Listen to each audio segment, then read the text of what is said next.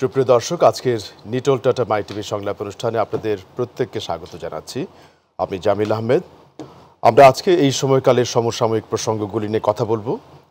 দুজন রাজনীতি সংশ্লিষ্ট ব্যক্তিত্বকে আমন্ত্রণ জানিয়েছি, পাশাপাশি বাজেট নিয়েও কথা হবে, সেটি সামনে আসতে যাচ্ছে। প্রথমে আমার বাদিকে আছেন শরীফুজ্জামান শরীফ, সাবেক সভাপতি বাংলাদেশ ছাত্র ইউনিয়ন এবং সিপিবির নেতা। শরীফ, আপনাকে স্বাগত জানাচ্ছি আজকের অনুষ্ঠানে, ধন্যবাদ। এবং একই সাথে আমার ডানে আছেন মোহাম্মদ আলী আশরাফ, বাংলাদেশ আওয়ামী লীগের কেন্দ্রীয় নেতা। আমরা মূলত যেই সমসাময়িক প্রসঙ্গটি নিয়ে কথা বলতে চাচ্ছি সেটি হচ্ছে, শরীফ আপনাকে দিয়ে শুরু করি। আমরা জানি যে জুনের প্রথম সপ্তাহে বাজেট ঘোষণা হয়। তার আগে এবং পরে কিছু রাজনৈতিক কর্মকাণ্ড আমরা সবসময় দেখেছি অতীতে এবং বর্তমানে। মূলত দ্রব্যমূল্য বৃদ্ধি নিয়েও কথাবার্তা হচ্ছে, আপনাকেও বিভিন্ন গণমাধ্যমে দ্রব্যমূল্যের ঊর্ধ্বগতি নিয়ে কথা বলতে দেখেছি আমরা। আপনার কি মনে হয় যে বাজেটের ঘোষণার আগেই কি সে আলাপগুলি করা প্রয়োজন, নাকি ঘোষণা হলে পরে আমরা দেখে শুনে তারপরে মন্তব্য করব? আপনি কিভাবে দেখেন? ধন্যবাদ আপনাকে, ধন্যবাদ দর্শক শ্রোতাকে এবং আমার সাথে যে আলোচক আছে তাকে শুভেচ্ছা। মাই টিভির টকশোতে আমার এই প্রথম অংশগ্রহণ। আমি প্রথম দিনেই আসতে পেরে আমাকে ডাকার জন্য ধন্যবাদ জানাচ্ছি এবং আপনাদের যারা আমাদের সঙ্গে যারা আছেন পুরো টিমকেই আমি শুভেচ্ছা জানাচ্ছি। প্রথম জায়গাটা হলো বাজেটে প্রণয়নের সময়টা নিয়ে আমার একটু ভিন্ন মত আছে। আমি মনে করি যে বাংলাদেশের বাজেট প্রণয়নের থেকে গুরুত্বপূর্ণ হচ্ছে বাজেট বাস্তবায়ন করা। আমরা প্রায় প্রতি বছরই দেখি আমরা বাজেটটা যথাযথভাবে বাস্তবায়ন করতে পারি না, এবং এই বাস্তবায়ন করার ক্ষেত্রে যে না করার জন্য যে চ্যালেঞ্জগুলো আছে, তার প্রথম চ্যালেঞ্জটা হচ্ছে এখানকার যে আবহাওয়া, এখানকার যে পরিবেশ প্রকৃতি, এই জায়গাটা। এবং কয়েকদিনের মধ্যেই বর্ষা শুরু হয়ে যাবে, ইতিমধ্যেই শুরুও হয়ে গেছে। দেখা যায় যে ডেভেলপমেন্ট অ্যাক্টিভিটিতে আপনার বাজেটটার বড় ফোকাসটা হচ্ছে, যেহেতু আপনি কতগুলো ডেভেলপমেন্ট অ্যাক্টিভিটি করবেন, তো সেই কারণে আপনার আবহাওয়ার সঙ্গে বৃষ্টির কারণে আপনি অনেকগুলো কাজ করতে পারেন না। এবং বছর শেষে, বিশেষ করে অর্থ বছর শেষে দেখা যায় যে অনেকগুলো কাজ বাকি রয়েছে, তড়িঘড়ি করে বাজেটের কারণে সেগুলো শেষ করতে হয় এবং সেখানে টেকসই কাজগুলো যেমন হয় না, একই সাথে দুর্নীতির যথেষ্ট সুযোগের ক্ষেত্র তৈরি হয়। সেই কারণে আমি মনে করি যে আমাদের এখানে বাংলা মাসকে অনুসরণ করে বাজেটের দিকে আমরা যেতে পারি। পৃথিবীর অনেকগুলো জায়গায় তার দেশের যে মেইন যে ক্যালেন্ডার সেটিকে তার নিজস্ব ফলো করে। আমাদের বাজেটের আর্থিক যে ভলিউমটা এটি অনেকটা বেড়েছে এবং এটি নির্ভর করছে এবং বিস্তৃত হয়েছে মূলত ট্যাক্স নির্ভরতা। এবং যতই এই পেরিফেরিটা বাড়ে, ভলিউমটা বাড়ে, মানুষের প্রতি ট্যাক্সের চাপটা তত বাড়ে এবং সরকারকে তো নানা জায়গা থেকে অর্থটা সংগ্রহ করতে হয়। তো আমি মনে করি যে আমাদের এখানে ট্যাক্সের ক্ষেত্রে একটা রিফরমেশন দরকার। আমাদের জনগণের একটা বড় অংশ দুটো পদ্ধতিতে ট্যাক্সটা আমরা দেই, একটা প্রত্যক্ষভাবে দেই, একটা পরোক্ষভাবে দিই। বাংলাদেশে আপনি প্রতি বছর দেখবেন যে ধনী মানুষের সংখ্যা বাড়ছে, কিন্তু প্রত্যক্ষ করদাতা যারা হচ্ছে ইনকাম ট্যাক্স দেন তাদের সংখ্যাটা বাড়ছে না। এই তিনধারীর সংখ্যাও এখানে অনেক, কিন্তু তারা সবাই ট্যাক্স দেয় না। আবার আমাদের এই জায়গায় ধনী মানুষের সংখ্যা যেভাবে বাড়ছে, কিন্তু আপনার ট্যাক্সের জায়গাটা আপনি নির্ভর করছেন, চেপে ধরছেন ক্রমশই গরিব মানুষের উপরে। আমি এই জায়গাটায় আমাদের যে অর্থনীতির যে পলিসিটা, উদারবাদী অর্থনীতি, আমরা যেটাকে বলি যে বাজার অর্থনীতি, সবকিছুকে বাজারের উপরে ছেড়ে দেওয়া, আমি মনে করি যে এই জায়গাগুলোতে আমাদের দৃষ্টিভঙ্গির পরিবর্তন দরকার। এবং আমাদের ডেভেলপমেন্টের ক্ষেত্রে বড় ধরনের ঋণ নির্ভরতা এটি ক্রমশ কিন্তু বাড়ছে, বিশেষ করে ডলারের উপরে চাপ পড়ার কারণে। সেসবে একটা সাপ্লিমেন্টারি প্রশ্ন, আপনি যখন বললেন যে ডেভেলপমেন্ট অ্যাক্টিভিটিসগুলো জলবায়ুর সাথে বা সিজনের সাথে মিলিয়ে, মানে এটি তো বরাবরই আমরা দেখছি যে মে জুনে এসে একটা আনস্পেন্ড এবং কাজগুলো হচ্ছে না, নতুন যে এটা হচ্ছে তা না। তাহলে এটা করতে অসুবিধা কোথায়? কেন এটিকে সাইকেলটা চেঞ্জ করা হয়? আমার একটা বড় ধারণা হচ্ছে যে আমাদের বাজেট প্রণয়নের ক্ষেত্রে বা বাস্তবায়নের ক্ষেত্রে আমলারা যেহেতু মূল ভূমিকাটা পালন করে, এখানে পলিটিশিয়ানদের অংশগ্রহণটা কিন্তু একেবারেই মাইনর। আপনার যে লোকাল গভর্নমেন্ট যেগুলো আছে, ইউনিয়ন পরিষদ এবং জেলা পরিষদ, উপজেলা পরিষদ, এগুলোকে যদি আপনি অ্যাক্টিভেট করতে পারতেন এবং যথাযথভাবে তাদেরকে যদি কাজে লাগাতে পারতেন, তাহলে ডেভেলপমেন্ট অ্যাক্টিভিটিতে একটা বড় ভূমিকা রাখার সুযোগ ছিল লোকাল গভর্নমেন্ট। এবং আমাদের কনস্টিটিউশনটা কিন্তু সেটাই বলছে। অথচ আমরা সেই কাজটি না করে আমরা ভোট দেই এমপিকে কেন, যে আমার এলাকায় রাস্তা করবে, অথচ রাস্তা করার কাজটা কিন্তু ইউনিয়ন পরিষদের, রাস্তা করার কাজটা উপজেলা পরিষদের, জেলা পরিষদের। তো আমাদের এই যে এমপিরা বাজেটটা পাশ করে দেন, কিন্তু এটি বাস্তবায়নের ক্ষেত্রে বড় ভূমিকাটা রাখে আমলারা। আমার ধারণা যে কখনো কখনো আমলারা যখন জনবান্ধব না হয়, প্রজাবান্ধব না হয় এবং তাদের নিজেদের বেনিফিটটার কথা চিন্তা করে, তখন এরকমের নানা রকমের অবস্থাগুলো তারা তৈরি করে। আমি মনে করি যে এই ক্ষেত্রে একটা বড় ভূমিকা রয়েছে আমলাদের। আমি শেষ করে দেব, বাজেটটি তো একেবারে জানুয়ারি থেকেই আপনি যাদেরকে আমলা বলছেন তারাই প্রস্তুত করে খসড়া করে দেন, এটিকে প্লেস করে, কাজে প্রতি বছরই কিন্তু তাই হয়, ড্রাফটিংটা তারাই করে। এবং বাস্তবায়নের ক্ষেত্রে মূল জায়গাটা তাদের নিয়ন্ত্রণে তাদের হাতে রেখে দেয়, এবং এই জায়গাটায় সাধারণ মানুষের অংশগ্রহণটা কিন্তু ওইভাবে থাকে না। গুটি কয়েক ব্যবসা এই প্রতিষ্ঠানকে প্রসঙ্গে আমরা নিয়ে আসি একটু আলোচনায়। ধন্যবাদ শরীফ ভাই, আপনি শুরু করেছেন। আশরাফ ভাই, যেই কথাটি আসলো, আমরা কিন্তু প্রতিনিয়ত দেখছি যে অর্থ মন্ত্রণালয়, পরিকল্পনা মন্ত্রণালয় বিভিন্ন স্টেক হোল্ডারদের সাথে সিরিজ আলাপ করেন বাজেট তৈরির আগে, সংলাপ হয়, যেগুলো অনেকগুলোতে আমরাও দাওয়াত পেয়েছি, গিয়েছি। তো সেই যে ফিডব্যাকগুলি তারা কালেক্ট করে, সেগুলি রিফ্লেকশন কোথায়? যেখানে শরীফ বলছেন যে সেটি জনবান্ধব বাজেট কিনা সেটি লোকাল গভর্নমেন্ট বা অন্য স্টেক হোল্ডারদের কাছে সেভাবে চেক করা হয়নি। ধন্যবাদ আপনাকে, ধন্যবাদ মাই টিভি, তার দর্শক কলাকৌশলী এবং যারা এই অনুষ্ঠানটি দেখছেন সহ আমার আলোচক সহ সকলকে।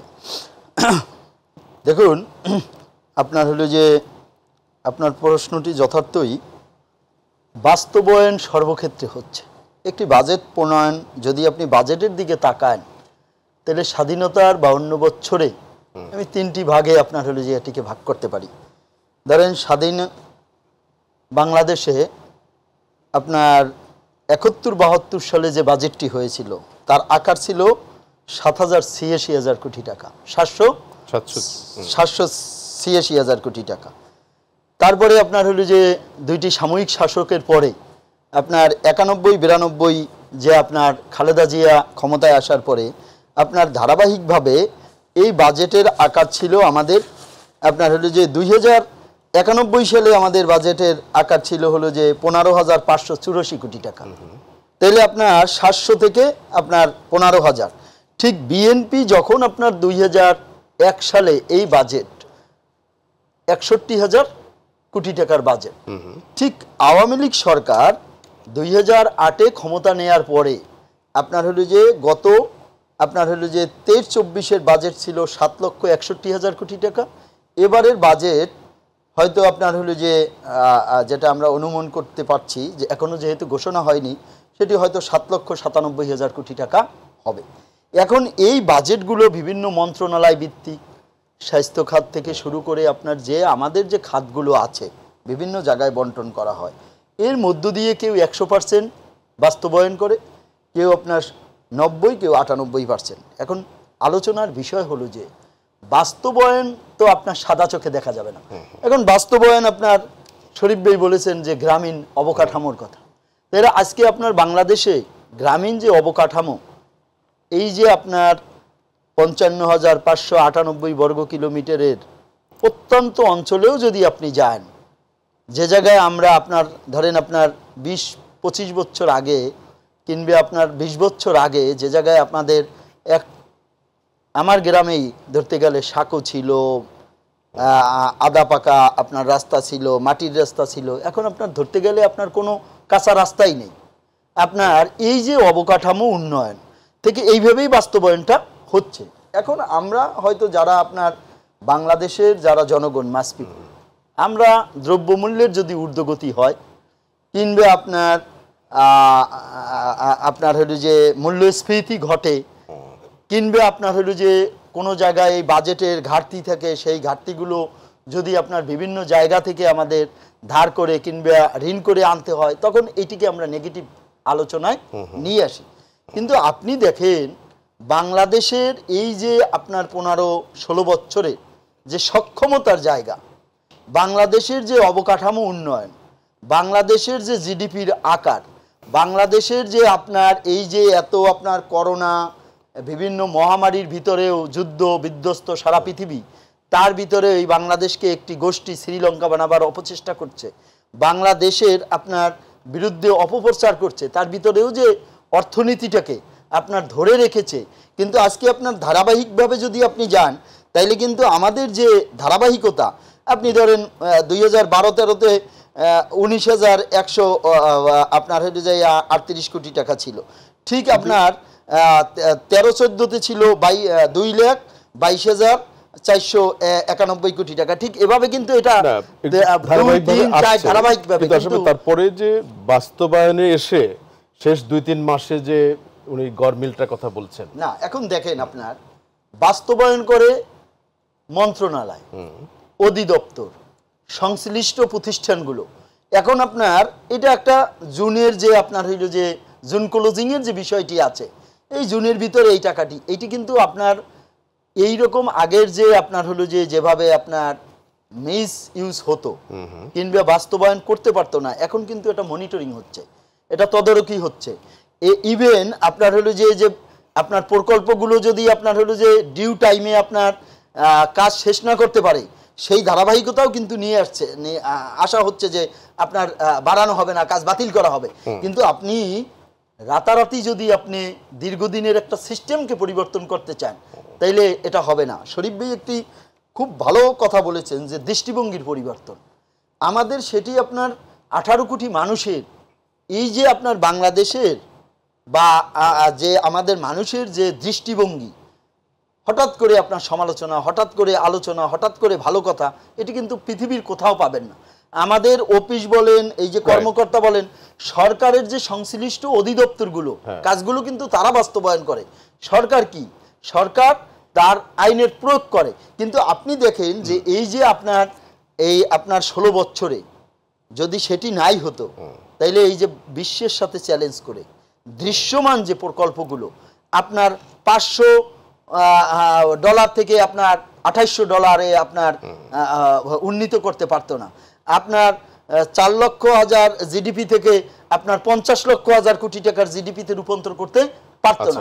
এই যে সক্ষমতার জায়গা, সেটি কিন্তু হচ্ছে, হয়তো আমরা সাদা চোখে দেখতে পাচ্ছি না, কিন্তু সরকার তার অবস্থান থেকে চেষ্টা করে যাচ্ছে এবং কাজগুলো করে যাচ্ছে। কিন্তু আসলে এই প্রসঙ্গে আমি একটু আসলে আপনার প্রসঙ্গটা নিয়ে আসি। আপনি যখন বললেন যে যেই সার্টেন পার্সেন্টেজ ইমপ্লিমেন্ট হচ্ছে না, সিজনাল কারণে আপনি ইন্টারাপ্টেড কাজকর্ম, এই জিনিসগুলো কিন্তু আমরা প্রতি বছর বাজেট ঘোষণার সময় শুনি, কিন্তু তারপরে এগুলি অ্যাড্রেস করতে বাধা কোথায়? মানে উনি আশরাফ ভাই কিন্তু ইন্ডিকেটরগুলিকে তুলে ধরছেন, উনি মনে করছেন যে তেমন কোনো কিছু এটার ব্যাকফল নেই। প্রথমত আমি স্বীকার করে নিচ্ছি যে আমাদের এখানে বাজেটের যে ভলিউমটা বেড়েছে, এটা আমাদের সক্ষমতার একটা ইন্ডিকেটর। আমরা সেই 700 কোটি টাকার বাজেট নিয়ে সেখান থেকে আমরা অনেক দূর এগিয়ে গিয়েছি এবং এটি স্বীকার করছে মোটামুটি কয়েকদিন আগে পাকিস্তানের প্রধানমন্ত্রীর মুখে এই ধরনের একটি কথা বাংলাদেশে এগিয়ে যাওয়ার সক্ষমতার কথা বলেছে। আপনি 1 লাখ টাকা দামের একটা টাই পরেন, আপনি 5 লক্ষ টাকা দামের একটা ঘড়ি পরেন, এটি হয়তো আপনার ব্যক্তিগত সক্ষমতার জায়গা, কিন্তু একই সাথে এর মধ্যে পরতে পরতে অনেকগুলো অন্ধকার আছে। আমাদের এখানে বাজেটের এই বিষয়গুলো আসলে বৈষম্যের বিষয়টা আসে। আপনি যতই বলেন না কেন অবকাঠামোগত যে ডেভেলপমেন্টটা এখানে হয়েছে এটি অস্বীকার করব না, কিন্তু একই সাথে এখনো কিন্তু আপনি উপকূলের মানুষ আপনি যদি জিজ্ঞেস করেন, এই কয়েকদিন আগে আমরা দেখলাম তারা শুধুমাত্র বলছে আমাদের এখানে বাদ দিয়ে দেন, আর কোনো কিছুই আমরা চাই না।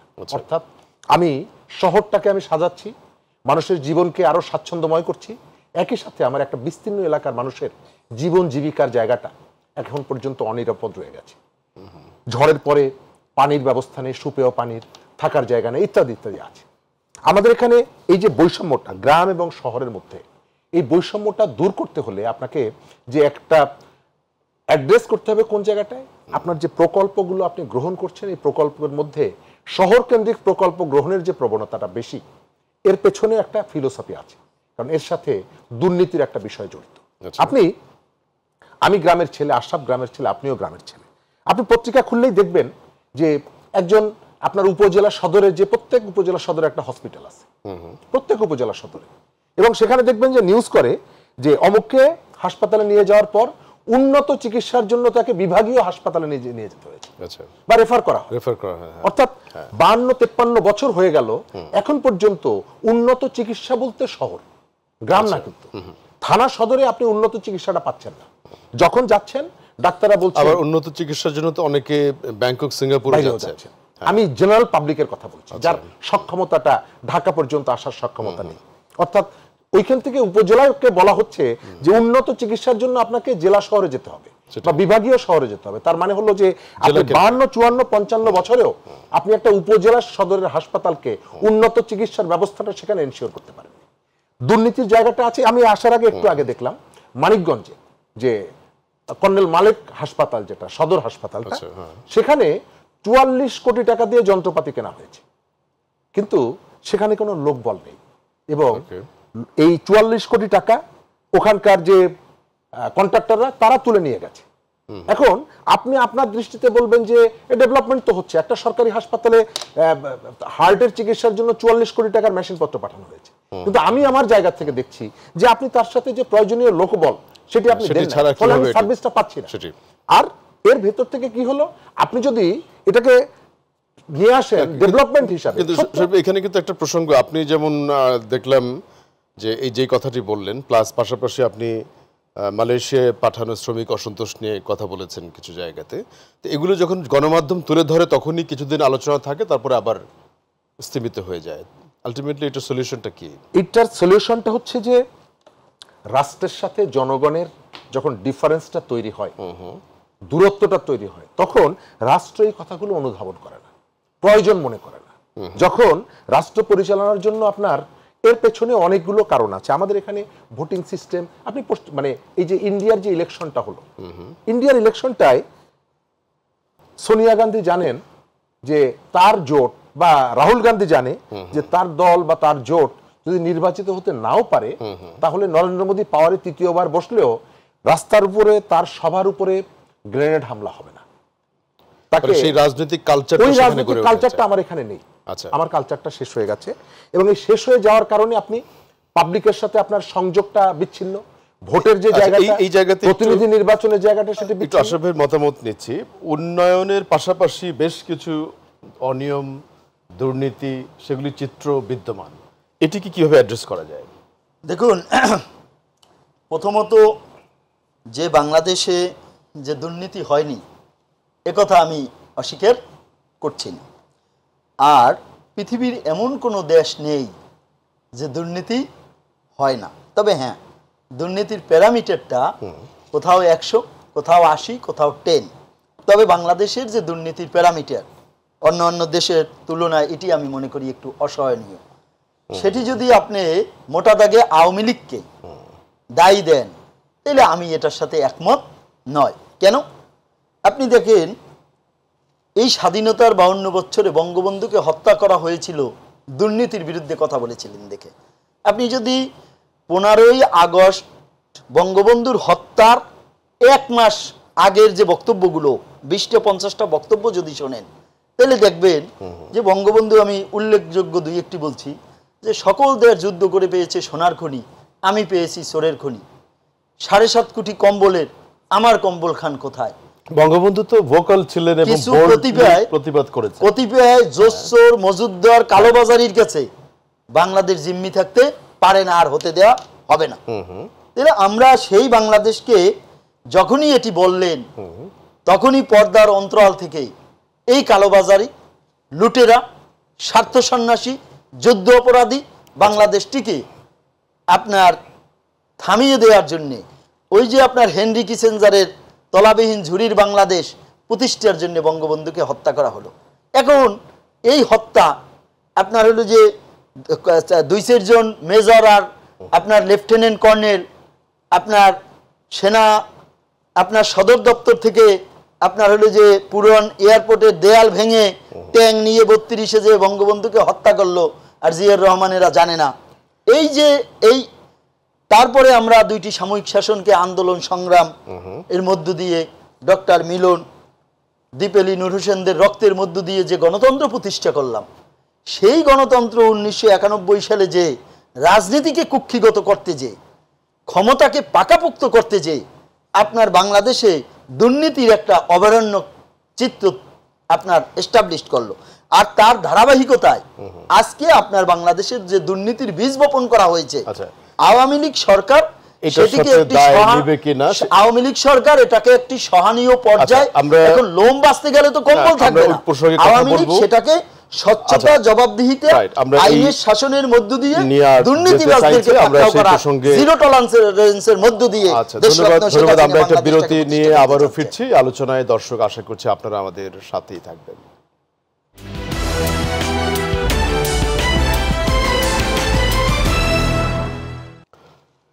লিটল টাটা মাই টিভি সংলাপ অনুষ্ঠানে বিরতির পরে আবার স্বাগত জানাচ্ছি আমি জামিল আহমেদ। আমাদের সাথে দুজন অতিথি এই মুহূর্তে স্টুডিওতে আছেন, মোহাম্মদ আলী আশরাফ, বাংলাদেশ আওয়ামী লীগের কেন্দ্রীয় নেতা, এবং শরীফুজ্জামান শরীফ, সিপিবির কেন্দ্রীয় নেতা। আমরা যে আলোচনায় ছিলাম মূলত একটু ফিরে আসি। শরীফ ভাই, আপনার কাছে আসি এই মুহূর্তে। বিশেষ করে উন্নয়নের কথা যেগুলো চিত্র আমাদেরকে আশরাফ ভাই বলেছে, এগুলো সম্পর্কে আমরা অবগত। পাশাপাশি আপনি যখন গভর্নেন্স এবং দুর্নীতির কিছু চ্যালেঞ্জের কথা তুলে ধরেছেন, তারই ধারাবাহিকতায় সম্প্রতি রাজনৈতিক টকশোগুলো গণমাধ্যম ব্যাপকভাবে তুলে ধরছে সাবেক আইজিপি এবং সেনাপ্রধান সহ একজন সংসদ সদস্য নির্মমভাবে নিহত হয়েছেন। এই ঘটনাগুলো, এই তিনটি ঘটনার সাথে কিভাবে আপনি মনে করছেন যে এই এক ধরনের গভর্নেন্স ক্রাইসিস জড়িত? ধন্যবাদ। তিনটা ঘটনার প্রেক্ষাপট এবং ইম্প্যাক্টটা ভিন্ন। আমার দৃষ্টিভঙ্গিটা যদি বলি, প্রথম জায়গাটা আমি একটা একটা করে যদি ব্যাখ্যা করি, প্রথম জায়গাটা পুলিশের সাবেক শীর্ষ কর্মকর্তা, তার বিরুদ্ধে নানা রকমের আর্থিক অনিয়ম, দুর্নীতি এবং কতগুলো অভিযোগ এসেছে, এবং এই অভিযোগগুলোর মধ্যে কতগুলো অভিযোগ আছে যেগুলো মানে সুস্থ মানুষের পক্ষে আসলে এই ধরনের কাজগুলো করা সম্ভব নয়। যেমন আপনি এই রকমের একটা গুরুত্বপূর্ণ দায়িত্বে থেকে আপনি পাসপোর্ট করাচ্ছেন ভুয়া অ্যাড্রেস দিয়ে বা ভুয়া পরিচয় দিয়ে, এটা কি প্রয়োজন? বেনজির আহমেদেরকে কি পাসপোর্ট করতে হলে ভুয়া ঠিকানা দেওয়ার দরকার আছে, ভুয়া পরিচয় দেওয়ার দরকার আছে? না। এটি হচ্ছে আপনার স্খলনের জায়গাটা এমন জায়গায় চলে গেছে, তার প্রকাশ। যেমন বেসরকারি চাকরিজীবী হিসেবে করেছেন, সরকারি চাকরির পরিচয় দেননি। অর্থাৎ এরকমের জায়গা থেকে যে জালিয়াতি করা, রাষ্ট্রের সাথে তথ্য গোপন করার যে জায়গাটা। দ্বিতীয়ত হচ্ছে যে বেনজির আহমেদের যে সম্পদের হিসাবটা বেরিয়েছে, আমার ধারণা এটি দেশের মধ্যে তার সম্পদের একটা সামান্য একটা অংশ। যে ভদ্রলোক টেকনাফ থেকে তেঁতুলিয়া, রূপসা থেকে পাথুরিয়া, প্রত্যেকটি জায়গায় তার বিপুল সম্পদ এবং সম্পত্তি আছে, তিনি দেশের বাইরে সম্পদ করেননি। যেখানে যে দেশ থেকে মানুষ একেবারে ঈদের মতন করে, ঢলের মতন করে টাকা বাইরে পাচার করছে, পাঠাচ্ছে, এবং দেশের বাইরে তাদের second home, third home, fourth home তৈরি করছে, এরকমের একজন মানুষ দেশের বাইরে টাকা পাঠাননি, এটি আমি বিশ্বাস করি না। তবে লক্ষণীয় ব্যাপার হচ্ছে যে তাকে কখন এসে ধরা হলো। এই কাজগুলো তিনি যখন করেছেন তখন সরকারের গুরুত্বপূর্ণ দায়িত্বগুলো ছিলেন, পুলিশের প্রধান ছিলেন, র্যাবের প্রধান ছিলেন, ডিএমপির মানে সর্বোচ্চ পদে ছিলেন। এখন এসে এর সাথে রাজনীতি যুক্ত হয়ে গেছে। মানুষের যে সমালোচনাগুলো হচ্ছে, সরকারের পক্ষ থেকে একটা স্ট্যান্ড নেওয়া হয়েছে এবং বলা হচ্ছে যে এর সাথে সরকার কোনো কিছুই জানে না। যখন সরকার এই কথাটা বলে তখন তার অ্যাক্টিভিটি, তার ক্ষমতা, তার সক্ষমতা, এগুলো নিয়ে আমার একটা সন্দেহ তৈরি হয়। কেন সন্দেহ তৈরি হয়? একজন আইজিপি, পুলিশের সর্বোচ্চ ব্যক্তি, র্যাবের মতন একটা প্রতিষ্ঠানের সর্বোচ্চ ব্যক্তি, ওই পদে থেকে তিনি বিপুল সম্পদের অবৈধভাবে মালিক হচ্ছেন। একদিনে ঢাকায় 4টা বাড়ি কিনছেন, 4টা ফ্ল্যাট কিনছেন, তিনি হিন্দুর জমি দখল করছেন, তিনি বনের জমি দখল করছেন। এই তথ্যগুলো সরকার জানে না। তার মানে হলো যে একেবারে একটা অথর্ব প্রতিষ্ঠান পরিচালনা করার জন্য যে ধরনের কয়েকজন ব্যক্তি থাকেন, একইভাবে সরকারের এত বড় দুর্বলতা। এবং যদিও আমরা কিন্তু প্রতিনিয়ত শুনি আমাদের আওয়ামী লীগের সাধারণ সম্পাদকের অনেক রেফারেন্স আছে, আমি কালকে দেখছিলাম, তিনি বারবার বলছেন যে সমস্ত তথ্য আমাদের কাছে আছে। 2019 সালে গণভবনে একটা বর্ধিত সভা হয়েছিল, সেখানে তিনি বলছেন গাছের পাতা কিভাবে নড়ে সেই তথ্য আমাদের কাছে আছে, আপনি নেট সার্চ দেন পাবেন। অথচ পুলিশের আইজি এরকমের একটা দায়িত্বে থেকে এরকমের অন্যায় কাজের সাথে, অবৈধ কাজের সাথে তিনি যুক্ত, এটি কেউ জানে না, এটি কেউ বিশ্বাস করবে? মোটেই না। আমি মনে করি যে আজকে বেনজিরের সঙ্গে সরকারের হয়তো একটা আন্ডারস্ট্যান্ডিং এর একটা ঘাটতি হয়েছে। বেনজির আহমেদ পুলিশের আওয়ামী লীগের অনেকগুলো পারপাস সার্ভ করেছেন, আওয়ামী লীগের অনেক কঠিন সময়ে তিনি কতগুলো দায়িত্ব পালন করেছেন, আবার তার বেনিফিটটাও তিনি নিয়েছেন। এবং তিনি হচ্ছেন একমাত্র পুলিশের আইজি, সরকার যাকে অবসরের পরে 6 জন পুলিশ, সশস্ত্র পুলিশ আপনার পাহারায় থাকবে, আপনাকে গাড়ি ব্যবহার করতে দেওয়া হবে এবং সরকার এগুলো বহন করবে। আপনার নিরাপত্তার জন্য এই কাজগুলো যার জন্য সরকার করলো, তার এই অবৈধ কাজের খবর সরকার জানে না, এটা আমি বিশ্বাস করি। আচ্ছা, আমি এখন যেটা মনে করি যে সম্ভবত কোনো লেনদেনের বড় রকমের কোনো ঘাটতি হয়েছে, অথবা এই জায়গাটায় তিনি হয়তো কারো লেজে পাড়া দিয়েছেন, যেহেতু তার কথাবার্তার মধ্যে কিন্তু একটা দ্বন্দ্ব ছিল। সেই কথাটিতে আসতে চাইছি, যে কথাটি আশরাফ ভাই একটু আগে আপনি কিছুটা বলার চেষ্টা করেছেন, যে সরকার এই ক্ষেত্রে কি করতে পারে, সরকার কিভাবে রেসপন্ড করতে পারে এই ঘটনাগুলিকে, কিছুটা ব্যাখ্যা এখানে শরীফ ভাই দিয়েছেন। আপনার মন্তব্যগুলো যদি যোগ করেন। দেখুন, বিরোধী দলের কাজই হলো যে সরকারের গঠনমূলক সমালোচনা করা, তো সেটা যাতে সরকার এবং দেশ ও রাষ্ট্রের বিরুদ্ধে না হয়। তো শরীফ ভাই তো বিরোধী দল, তারপর আবার বাম সংগঠনের, তো আপনার বাকপটু হবে এটাই স্বাভাবিক, আর বলবে সেটাই স্বাভাবিক। কিন্তু সরকার তার সিদ্ধান্তে, তার নীতিতে এক এবং অভিন্ন, এ জায়গায় কোনো আপোষ নেই। দ্বিতীয়ত হলো যে দেখুন, আমরা ঘটনার পরের অংশ দেখি, কিন্তু ঘটনার আগের অংশ এগুলি কি আগেও জানবার কথা ছিল কিনা? আমি একটি গণমাধ্যম তুলে ধরলো আর সবাই এখন না, সেটা না। আপনি দেখেন, এখন পুলিশ প্রধান কিংবা আর্মি প্রধান, এটা কিন্তু একটা পদ আর ব্যক্তি এক জিনিস নয়। এখন বেনজির যে ঘটনা আমরা মিডিয়ার মধ্য দিয়ে দেখেছি, এখন ধরেন কতটুকু সত্য কতটুকু মিথ্যা সেটা ইনভেস্টিগেশনের ব্যাপার হয়। সে অবশ্যই করেছে, তা না হইলে হয়তো 100 করেছে 200 আসতে আছে। বিষয়টা তো এইরকম একপাক্ষিক, তার তো বক্তব্য আমাদের কাছে নেই। তাইলে এখন আপনার যে এই জায়গাটায় সরকারের সদিচ্ছা আছে বিদেই আপনার বেনজির আইনের আওতায় এসেছে, কিংবা আপনার তার যে দুর্নীতি সেটা জনসম্মুখে নিয়ে আসছে। আজিজের অপরাধ আছে বিদেই আজিজের অপকর্মগুলো মানুষ জানতে পারছে। কিন্তু বাংলাদেশের তো ট্রেডিশন হলো যে বিচারহীনতার রাজনীতি। বাংলাদেশের তো ট্রেডিশন হলো দুর্নীতি করে দুর্নীতি অন্যের ঘাড়ে চাপিয়ে দেওয়ার রাজনীতি। বাংলাদেশে হত্যা করে জজ মেয়া নাটক করা না, কিন্তু যখন চলছে এই জুডিশিয়াল অবস্থায় উনি দেশের বাইরে চলে গেছেন বলেও মানুষের মধ্যে একটা এখন দেখুন কনসার্ন। এই যে ধরেন ঘটনা, একটি হলো যে প্রতিনিয়তই টকশোতে গেলে এই ঘটনার সম্মুখীন হতে হয়। নাম্বার 1 এমপি আজিম, নাম্বার 2 বেনজির, নাম্বার 3 আপনার হলো যে আজিজ। আজিজ বেনজির। এখন দেখেন এই যে একজন এমপি, এখন সে ইউপি চেয়ারম্যান থেকে এমপি, বিএনপি থেকে এমপি, বাম দল থেকে এমপি, কিন্তু সে তো জনপ্রিয় ছিল। এখন একজন এমপি যখন দেশের বাইরে যাবে, তার দায়িত্ববোধ কি, তার কাজ কি, তার মিনিমাম তো আপনার তার সংসদীয় নেতা কে জানানো উচিত, স্পিকারকে জানানো উচিত। সে যখন আপনার হলো যে একজন না বলে কাউকে চলে গেল, 4-5 দিন পরে তার মেয়ে মোবাইল ফোনে না পাওয়ার কারণে আপনার হলো যে তার বাবাকে পাওয়া যায় না, তারপরে 2 দেশের আইন প্রয়োগকারী সংস্থা, মানে উনি ওনার এই যে রাষ্ট্রীয় পদ সংসদ সদস্য, আইন প্রণেতা, এটির কি করছে, অপব্যবহার করছে। নাম্বার 1 বেনজির সাহেব, তিনিও ক্ষমতার অপব্যবহার করেছেন। আজিজ সাহেব, তিনিও ক্ষমতার অপব্যবহার করছেন। কিন্তু এখন একজন পুলিশ প্রধান থেকে যদি সরকারের কাছে তথ্য উপত্য থাকে, তারপর যদি তাকে পুলিশ প্রধান থেকে বাদ দেয়, তখন বলবে যে সরকারের কোথায়, যেটা বলছে এই শরীফ বেইরা। যখন বিএনপির ভাষায় তারা যেরকম কথা বলে, তখন তো এটাকে দেবে, কালার দেবে, কালার দিয়ে সরকারের।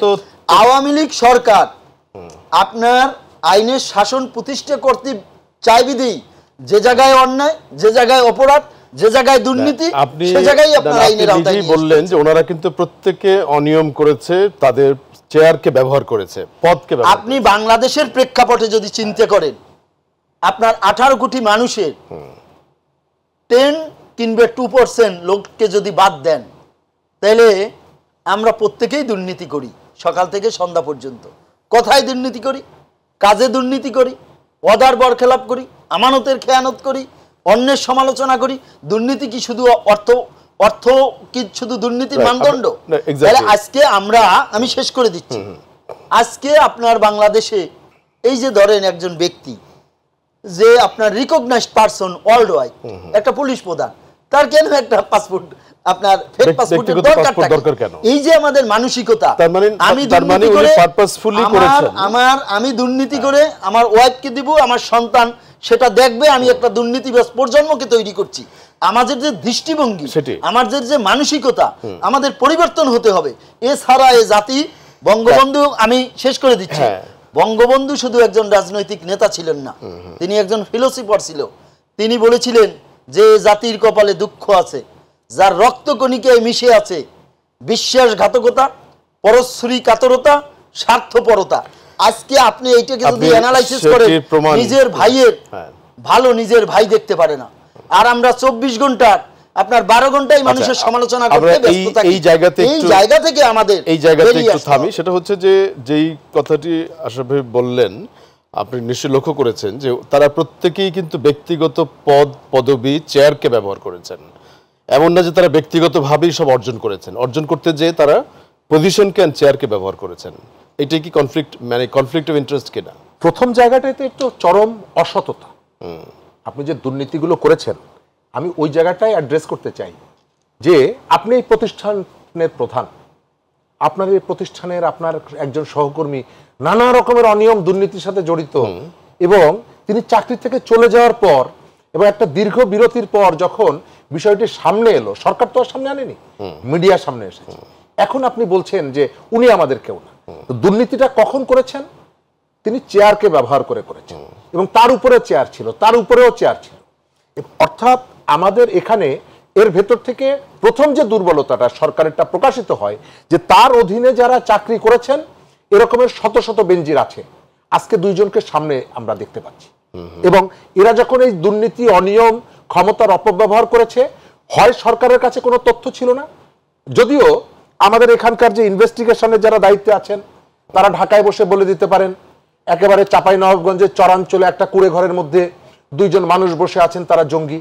এটি আমরা কিন্তু প্রায় শুনি, এই তথ্যটা তাদের কাছে আছে। কিন্তু পুলিশের সর্বোচ্চ ব্যক্তি তিনি ঢাকায় বসে সারা বাংলাদেশকে দখল করে নিচ্ছেন, টেকনাফ থেকে তেতুলিয়া, রূপসা থেকে পাথরিয়া। এবং তদন্ত যদি আপনি আরো বিস্তৃত করেন, হয়তো আপনি দেখতে পাবেন যে তার চাঁদের দেশেও জমি আছে, বিদেশের বাইরে চাঁদের দেশেও জমি আছে। পার্টিকুলারলি জমি রিসোর্টের ব্যাপারে আগ্রহ, এই দিকে তার আগ্রহটা হঠাৎ এইদিকে কেন? এর ভেতরে তার রুচিবোধটা প্রকাশ পায়। তিনি জমি দখল করে ঢাকার ওই বোট ক্লাব থেকে শুরু করে অ্যাপার্টমেন্ট, জমি, বিনোদন সংক্রান্ত এগুলি সমস্ত জায়গাগুলোতে বিনোদনের ব্যবস্থা আছে। অর্থাৎ এই ভদ্রলোক সম্ভবত একটু বিনোদন প্রিয় মানুষ, যদিও এর ভেতর থেকে তার মেন্টালিটি অন্যান্য অনেকগুলো জিনিস প্রকাশিত হয়। আর ওই যে এমপির কথা যেটি বললেন, এটি এই যে তিনি জানিয়ে যান নাই, আপনাদের তো একটা সুযোগ আছে, এটার জন্য মির্জা ফখরুল বা কারোর বিরুদ্ধে একটা মামলা করে দিতে পারেন। আওয়ামী লীগের এমপি কেউ জানাচ্ছে না, এটা সুযোগ আছে না? এই প্রশ্নটা আপনি কার কাছে করছেন? যে আওয়ামী লীগের এমপি তিনি কেউ না জানিয়ে বিদেশে চলে যাচ্ছেন, এরকমের এর আগে কি কেউ করেছে?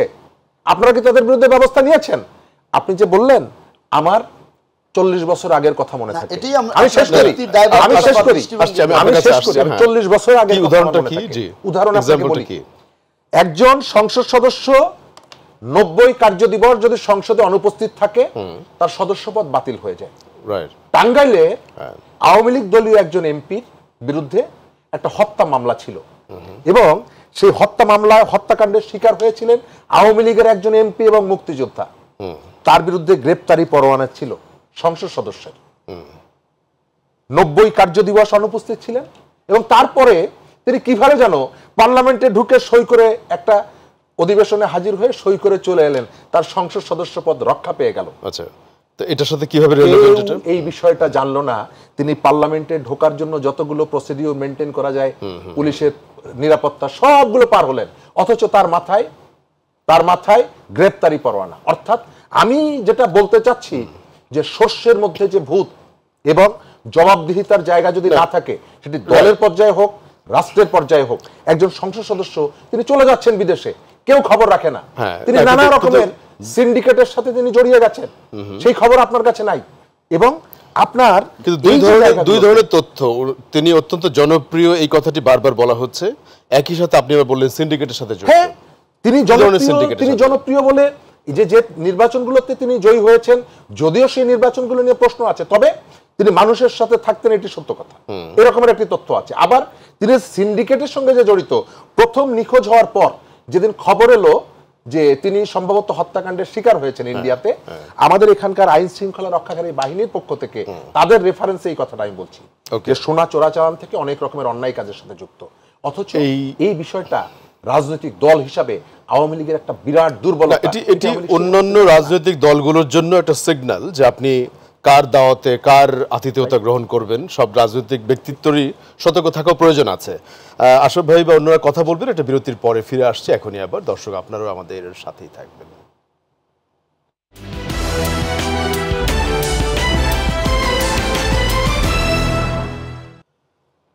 লিটল টাটা মাই টিভি সংলাপে সর্বশেষ বিরতির পরে আপনাদের স্বাগত জানাচ্ছি। জামিল আহমেদ, আমাদের সাথে দুজন আলোচক স্টুডিওতে আছেন, শরীফুজ্জামান শরীফ এবং মোহাম্মদ আলী আশরাফ।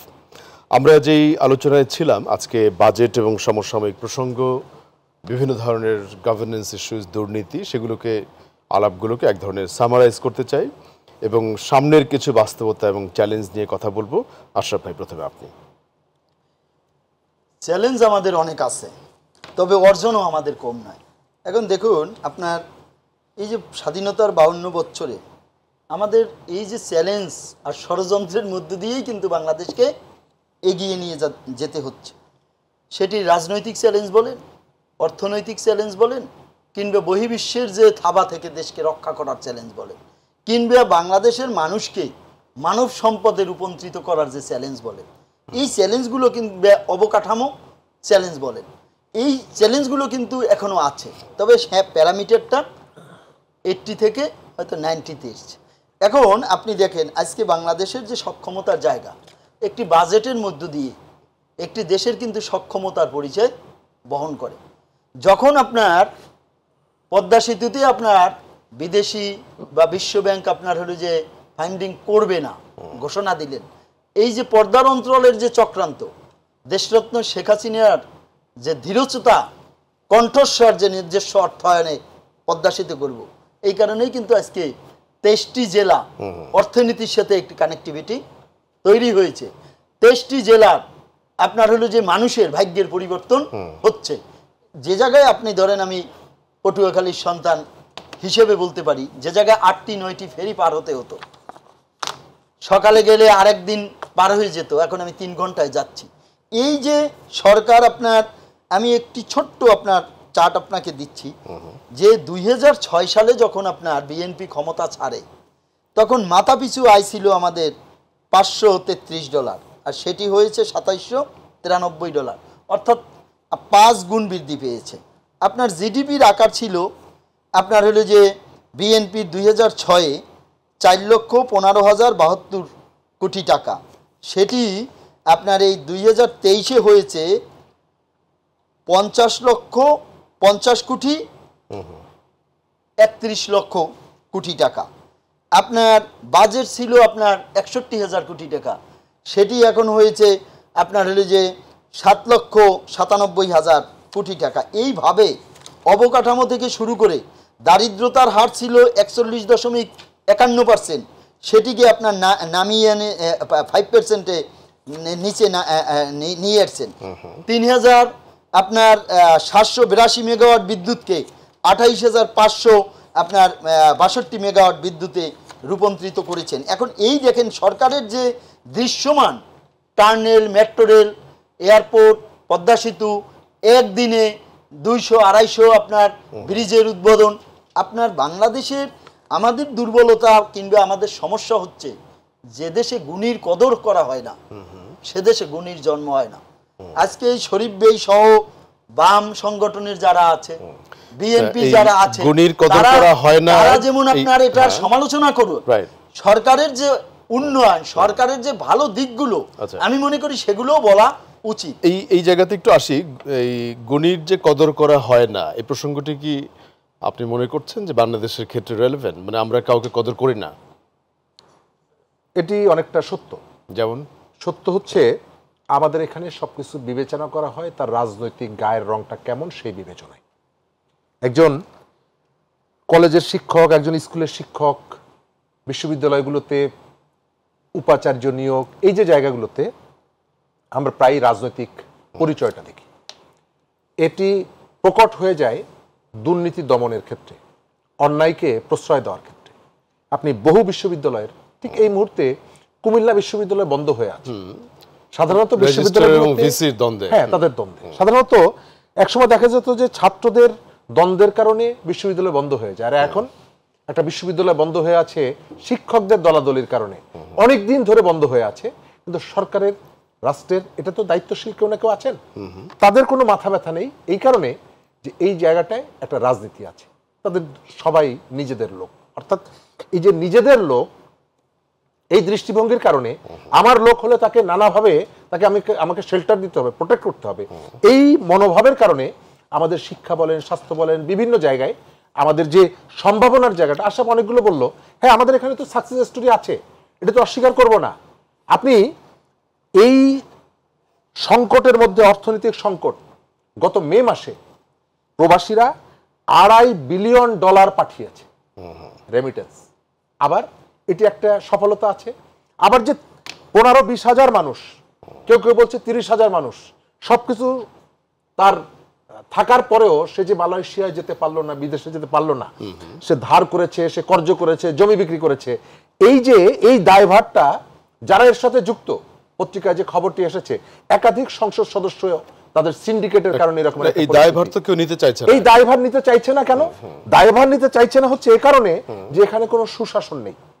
এদেরকে কি আপনি আইনের মুখোমুখি দাঁড় করাতে পারবেন? আমি মনে করি কোনোভাবেই এটি সম্ভব না। কেন? কারণ সংসদ সদস্যদের ট্রাভেল এজেন্সি বলেই সম্ভব না। হ্যাঁ, কারণ তাদের রাজনৈতিক ক্ষমতাটা অনেক বেশি। আমাদের এখানে আইনের প্রয়োগটা হয় ম্যাক্সিমাম ক্ষেত্রে চুজ অ্যান্ড পিক এই পলিসিতে। আচ্ছা, এই আপনাকে যদি আমার মনে হয় যে জামিল ভাই আমার ভালো লাগে না, জামিল ভাই কোনো একটা অপরাধ করলে আমি তাকে ধরবো, কিন্তু আশরাফকে আমার ভালো লাগে, আশরাফ যদি কোনো একটা অপরাধ করে আমি তাকে ধরবো না। আচ্ছা, এই ক্ষেত্রে একটু কথাটা নিয়ে আসি আশরাফ ভাই। বিশেষ করে গণমাধ্যমে তো ব্যাপক নিউজটি আসছে যে সমস্ত প্রক্রিয়া শেষ করার পরেও কিছু খেটে খাওয়া মানুষ এবং সাধারণ মানুষ মালয়েশিয়া যেতে পারেনি, যেটি শরীফ ভাই বলছেন যে এখানে কিছু সংসদ সদস্যদের ট্রাভেল এজেন্সি জড়িত বলেই ধরা হচ্ছে না। দেখুন, আমি আগেই বলেছি আমরা ঘটনার পরের অংশ জানি, ঘটনার আগের অংশ জানি না। আপনি দেখেন সরকারের কাজটা কি। সরকারের কাজ, যখন আপনার মালয়েশিয়া থেকে একটা চাহিদাপত্র দেয়া হয় এই ফ্যাক্টরির জন্য বা এই প্রতিষ্ঠানের জন্য এত শ্রমিক নেওয়া হবে, তখন ওই এজেন্সির মধ্য দিয়ে অ্যাটাচমেন্টের ম্যাটার আসে। আপনার মন্ত্রণালয়কে অ্যাপ্লিকেশন করা হয়, মন্ত্রণালয় অধিদপ্তর সেটাকে অ্যাটাচমেন্ট করে দেয়। অ্যাটাচমেন্ট মানে আপনার হলো যে এটা বৈধ কিংবা যাওয়ার জন্য আপনার বৈধ বা ঘোষণা করা হয়।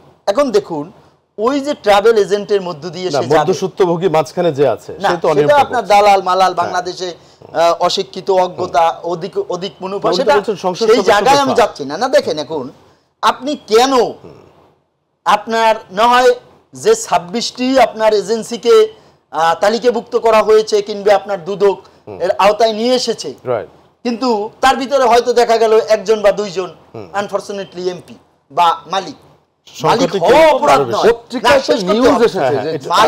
মালিক হওয়াটাও অপরাধ নয়, অপরাধ করাটাও অপরাধ। সেই এখন সে সরকার তাকে তার দায়ভার নিয়েছে কিনা, সরকার তাকে সেভ করেছে কিনা।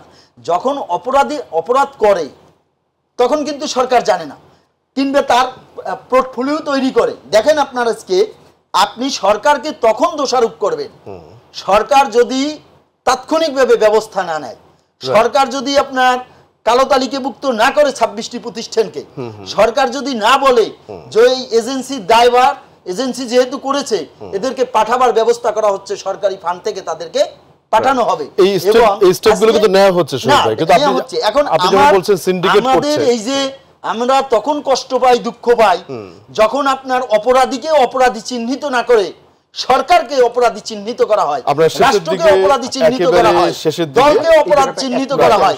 তখন কি হবে? আপনার এই যে অপরাধীরা বেনজিরদের মতো আজিজদের মতো আচ্ছা, আমরা একটু- কিংবা একটু- আপনার এই জাজমিয়া নাটকের মতো তারেক জিয়াদের মতো Right, তারা আমরা পালিয়ে একটু- যাবে একটু আমরা অপরাধ একটু কালোকে supplementary কালো নিয়ে বলেন, শেষ করে দেব। সাদাকে সাদা বলেন, আপনার এটাই হলো যে বক্তব্যটা আমার নেই? আমার আচ্ছা, বক্তব্য। ধন্যবাদ আশরাফ ভাই, আপনার পয়েন্টগুলো নিয়েছি, থ্যাংক ইউ। রেসপন্সিবিলিটি হ্যাঁ। একটা অথরিটির আমরা শেষ কতগুলো করবো, হ্যাঁ। রেসপন্সিবিলিটি আছে। রাষ্ট্রের মধ্যে যতগুলো অপরাধ হয় প্রত্যেকটি অপরাধ সরকার করায় এটি আমি বলি না, কিন্তু কোন একটা অপরাধ হলে তার আইনের পদ্ধতিতে তার প্রতিকার করার ব্যবস্থা উদ্যোগ গ্রহণ করার দায়িত্ব হচ্ছে রাষ্ট্রের। রাস্তার মধ্যে একজন মানুষ মরে পড়ে আছে, কেউ হত্যা করেছে, আপনি বলতে পারবেন না যে কে মেরেছে আমি তো জানি না। আপনার দায়িত্ব হচ্ছে ইনভেস্টিগেট করা এবং এই ঘটনার সাথে যারা সেই যুক্ত তাদেরকে ইনভেস্টিগেশনটি বিচার তো বাংলাদেশ তো আমাদের ইনভেস্টিগেশনের সময় এখানে দিচ্ছেন না। আমাদের এখানে যেটি হচ্ছে এরকমের আপনি ম্যান পাওয়ারের ক্ষেত্রে আপনি অসংখ্য ঘটনা আপনি জানবেন যে এই সিন্ডিকেটের কারণে বাংলাদেশের এবং এই আমরা সেটা জায়গাটা ঘটে যাওয়ার পরে জানতে পারছি। ঘটার পর আমরা জানতে পারি এবং একটা ঘটনাও প্রতিকার পাওয়া গেছে, বিচার হয়েছে, আপনি এটি পাবেন না। তাই আপনি দেখছেন ভূমধ্যসাগরে অমুক জায়গায় তমুক জায়গায় মানুষকে নিয়ে যে ডুবিয়ে মারা হচ্ছে, ডুবে মারা যাচ্ছে, কিন্তু এই ঘটনার সাথে যারা জড়িত তাদের কখনোই বিচারের কোনো হিস্ট্রি আমাদের এখানে নাই। মানব পাচার থেকে শুরু করে নানা রকমের, সেই কারণে বলছি যে আমাদের এখানে সংসদ সদস্য যারা, রাজনৈতিক প্রভাবশালী যারা, আমি আপনাকে 100টা উদাহরণ দিতে পারবো যে আমাদের এখানে প্রভাবশালীকে ধরা হয়নি, কিন্তু তুলনামূলকভাবে অনেক দুর্বলকে ওই একই অপরাধে ধরা হয়েছে। আমাদের এখানে আইনের প্রয়োগের ক্ষেত্রে একটা বড় রকমের ব্যত্যয় ঘটে। আইন সার্বজনীন, এটি আমাদের এখানে প্রযোজ্য না। এখানে চুজ অ্যান্ড পিক, আমি যেটি বললাম, আচ্ছা। আমার অপছন্দের মানুষকে আমি আইনের মুখোমুখি করি, আমরা কিন্তু পছন্দের এই মানুষকে আমরা আইনের আলোচনাগুলির মধ্যেই মনে করছি যে আপনি লাস্টে কিছু ক্লোজিং আমি বলতে চাই বাংলাদেশ খুব সংক্ষেপে। যেভাবে চর দখলের মতো একদম দখল করা সংক্ষেপে। হয়েছিল, যেভাবে আপনার ভোট ডাকাতি করা হয়েছিল, টেন্ডারবাজি করা হয়েছিল, দেশরত্ন শেখ হাসিনা, সে বেনজির হোক আজিজ হোক, সে যেই হোক অপরাধী তার একমাত্র শাস্তি পাবে। এই কারণেই আজকে আপনি অপরাধীকে আজকে আইনের আওতায় আনা হচ্ছে, দুদক ধরছে, মানুষ জানতে পারছে যে কে আজকে অপরাধী। কিন্তু আমরা আপনার 15-16 বছর আগে দলকে হত্যা করা, মানুষকে হত্যা করা, জজমেয়া নাটক, বিচারহীনতার যে রাজনীতি, ধন্যবাদ সে জায়গা থেকে অন্তত বেরিয়ে মোহাম্মদ আসতে আলী আশরাফ এবং পেরেছি। শরীফুজ্জামান শরীফ দুজনকে আজকে আলোচনায় যোগ দেওয়ার জন্য, এবং দর্শক যারা আমাদের সাথে ছিলেন আপনাদেরকে ধন্যবাদ। আমরা আগামী আলোচনায় অন্য কোনো বিষয়ে আবারও কথা বলবো। সেই পর্যন্ত ভালো থাকবেন এই আশাবাদ জানিয়ে আজকে এখানেই শেষ করছি।